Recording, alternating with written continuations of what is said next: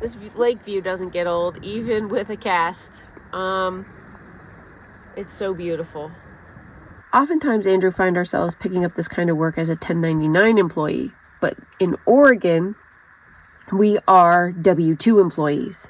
What this means is that we are paying into workers' comp, and there's a lot of steps and a lot of paperwork, and I'm very unfamiliar with the process. So originally this video was going to be about doing the work to keep the Tundra maintained so that we'd be ready to go to tow out at the end of our contract.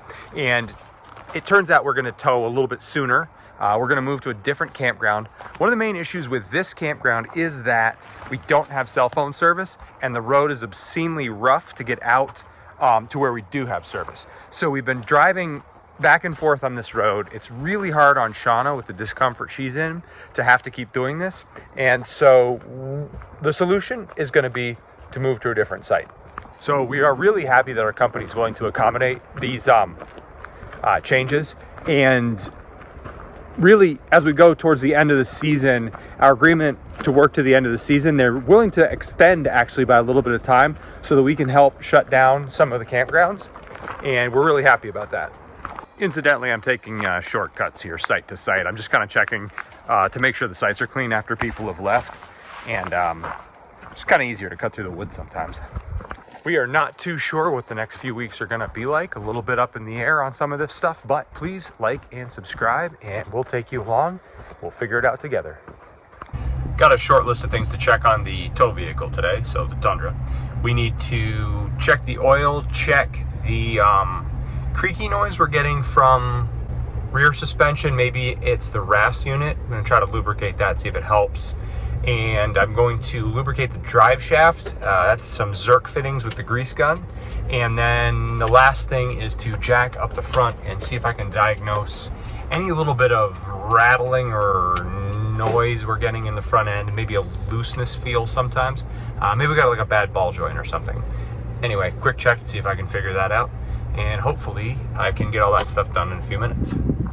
While I'm checking things, I thought I might check the oil. Pretty sure we need an oil change by now. I've got to double check that mileage, but I think it's time.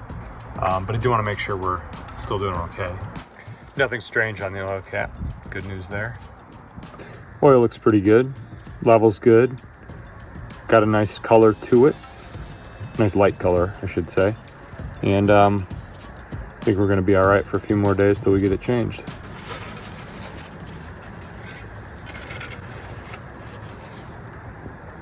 Got a good coolant level down here in the overflow. However, the washer fluid is once again low. We go through a lot of that up here.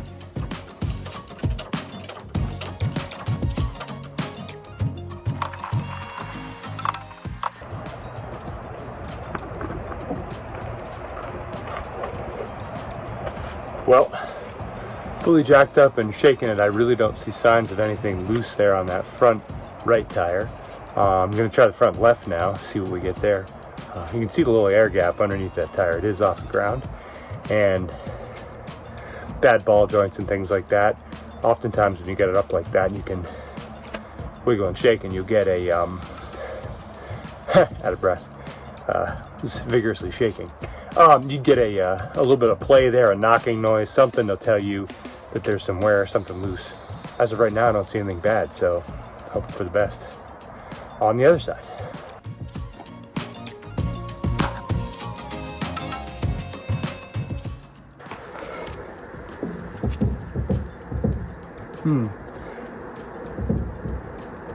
I get a slightly deep knock I didn't get on the other side. I don't know if it's a problem or just byproduct the way the suspension is jacked up right now, but we'll keep investigating.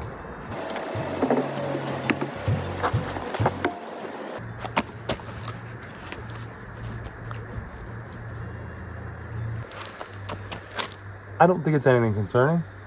I think getting noise from the half shaft just turning a little bit when I turn the tire. I don't think it's suspension noise. Just got through to Toyota parts. The little trim button we need, they have in stock and they have it reserved for us to pick up. Well, as I suspected, it turned out to be a pretty slow day on the mountain today. got a couple things to do here on the Tundra. Glad I crawled under here. I've got a bit of condensation in the exhaust. Not a surprise. We don't get the exhaust very hot driving back and forth from day use to the campground, and what that means is I get condensation buildup. That's a bad thing for having your exhaust system rust out, so I'm really hoping that it won't be a long enough period that we're doing this with the truck to cause us any trouble, but I'm glad I noticed the condensation there. The main reason I crawled under here is to grease the Zerk fittings on the drive shaft. There's that grease fitting up on the drive shaft. There's a couple more on other places on the drive shaft I'm going to get as well.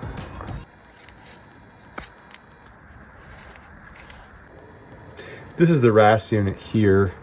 Comes from in front of the axle over both sides of the leaf spring and to the back of the leaf spring where it mounts up, and it just changes the way the leaf spring operates essentially a little bit. It doesn't have any grease fittings on it. What I'm gonna do is just try to lubricate a few points that may be causing that creaking noise I hear.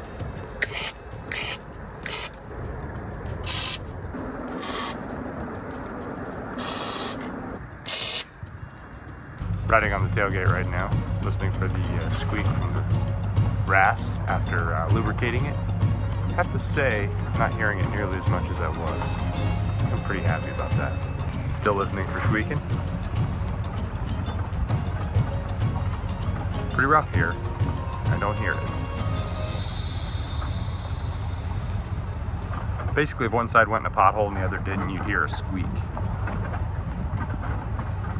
I don't hear a squeak. I think we may have got it. Good news. Well, lubrication on the RAS and leaf spring area seems to have cut back on the amount of squeaking we were hearing. Just kind of this pothole bounce, maybe a little bit of body rock was giving us a squeaking, and that all seems to be pretty well minimized by that lubrication. So I'm pretty happy about that. All right, just stopped in for some parts here at the Toyota dealership. Had the oil changed and missing a couple bolts from the skid plate where they access the oil filter, and then trim clip. So solved there. There's new Toyotas everywhere.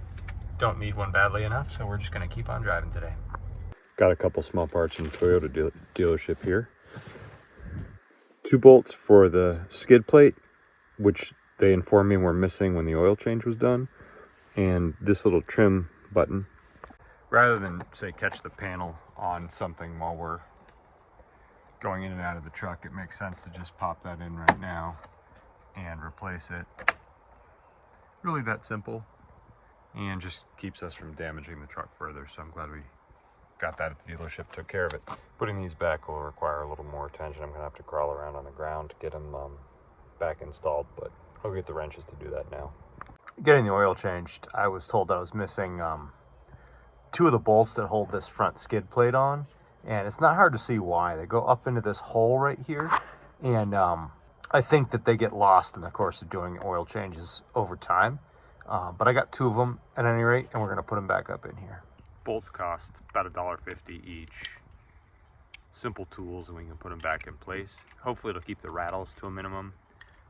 It's anybody's guess why those bolts fell out, but we drive down these really rough forest roads, so hopefully it'll keep the rattles to a minimum in the truck. I just want to say thank you to Artie and Howie and Ron and Fran, who have used our Buy Me a Coffee link in the description box below, and they have chosen to support us and my coffee addiction. So thank you very much. Just had one of our campers bring by some cookies. I gave her a hand with something the other day, so yeah, not necessary to tip your camp host with cookies, but always appreciate it, so awesome.